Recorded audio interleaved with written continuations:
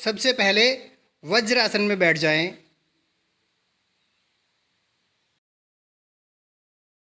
दोनों हाथों की मुट्ठी बंद करें, अंगूठे भीतर की ओर रखें। हाथों के इस भाग को पेट की ओर रखते हुए दोनों हाथों को नाभि के दाईं बाईं ओर रखें।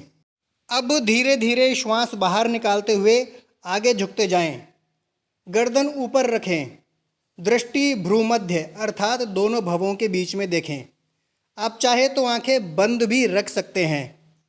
इस आसन में आधे मिनट से 2 मिनट तक रुकना पर्याप्त है और इसके बाद में धीरे धीरे वापस आएं और वापस आकर वज्रासन में विश्राम करें। एक अनुमान के लिए आसन में रुकने का समय बता दिया जाता है, परंतु मन शरीर के भीतर लगा रहे। कितना समय हो गया इस बात में न उलझें। यदि लगे कि आसन करते हुए हाथ पसलियों में गड़ रहे हैं, वापस आएं और हाथों को नाभि से भी नीचे ले जाएं और फिर आगे झुकें।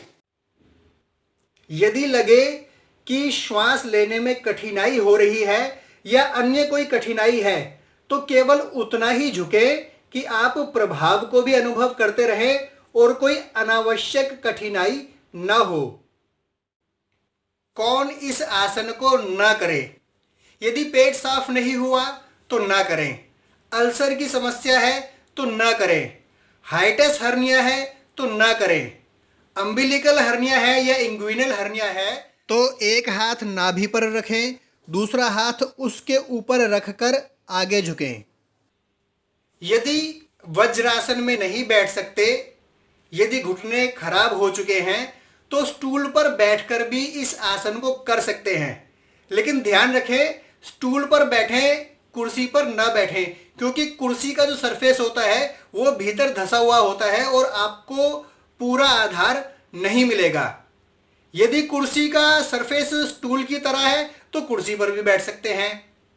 स्टूल की ऊंचाई बहुत ज़्यादा नहीं होनी चाहिए, केवल उतनी ऊंचाई हो कि आप अपने पैरों को आराम से जमीन पर रख सकें। यह आसन जठराग्नि को बढ़ाता है, वायु विकारों को दूर करता है, बढ़े हुए पेट को कम करता है। लीवर और पेनक्रियाज दोनों पर इस आसन का बहुत अच्छा प्रभाव पड़ता है, जिससे यह आसन मधुमेह यानी डायबिटीज रोग में लाभ पहुंचाता है। तो इस सरल आसन की बारीकियों को समझते हुए आसन का लाभ उठाएं। नमस्कार, धन्यवाद।